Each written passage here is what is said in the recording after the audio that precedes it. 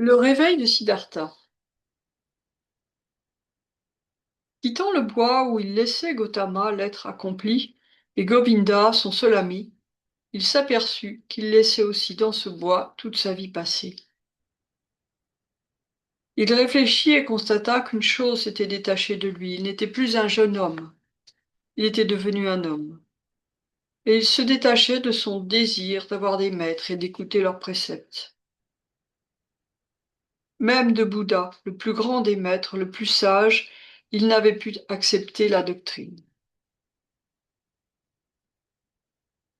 Il eut la sensation d'un homme que le réveil arrache brusquement à ses rêves. Peu après, il se remit en marche comme quelqu'un qui sait ce qu'il va faire. À chaque pas qu'il faisait sur la route, Siddhartha apprenait quelque chose de nouveau, car pour lui le monde était transformé. On aurait dit qu'il voyait enfin ce qui l'entoure, tous ses sens en éveil. Il vit le soleil se lever au-dessus des montagnes boisées. Il vit la nuit, les étoiles, les arbres, les animaux, les plantes. Il vit les rivières et les oiseaux qui chantaient, et les rizières argentées qui ondulaient sous le souffle du vent. Toutes choses qu'il n'avait vues autrefois qu'au travers d'un voile menteur et éphémère, qu'il considérait avec défiance et que sa raison devait écarter et détruire, comme autant de voiles à la réalité qui n'était point là, mais au-delà des choses visibles.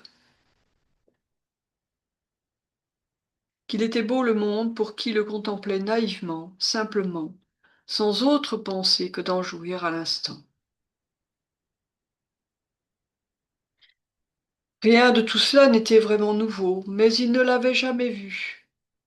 Sa pensée l'en avait toujours éloigné. Maintenant, il était auprès de ces choses, il en faisait partie. La lumière et les ombres avaient trouvé le chemin de ses yeux, la lune et les étoiles celui de son âme. Il avait dit à Gautama que le vrai trésor de Bouddha n'était pas sa doctrine même, mais cette chose inexprimable, que n'enseignait aucune doctrine et qu'il avait vécue à l'heure de son illumination. Et c'était justement pour la vivre lui aussi qu'il était parti. Jamais il n'avait trouvé ce moi, parce qu'il avait toujours essayé de le saisir dans les mailles de sa pensée.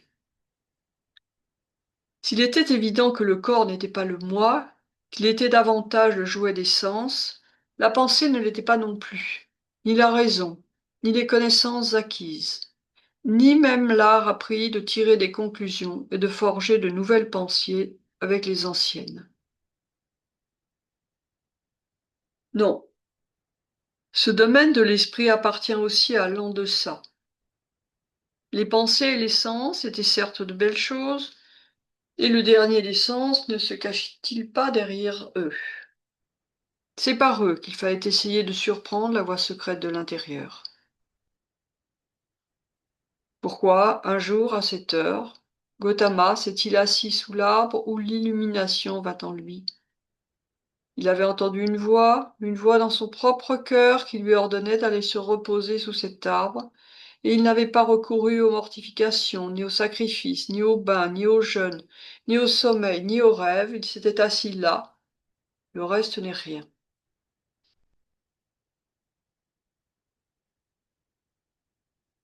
Une nuit, il dormit auprès du fleuve, dans la hutte de paille du batelier. Quand il s'éveilla, les eaux pâles du fleuve jetaient leurs faibles lueurs par la porte de la cabane, et dans la forêt résonnait profond et distinct le cri sombre de la chouette. Au point du jour, Siddhartha demande à son hôte le batelier de le passer sur l'autre rive, sur un radeau de bambou, à la clarté de l'aube qui donnait aux ondes marges une teinte rougeâtre.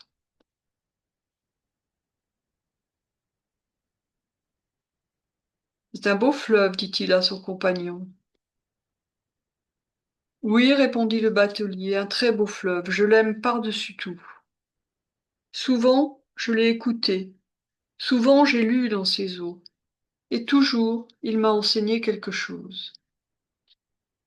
Il y a beaucoup de choses qu'une rivière peut nous enseigner. Je te remercie, mon bienfaiteur, je ne peux rien t'offrir pour ton hospitalité. Je suis fils de Brahman, un samana.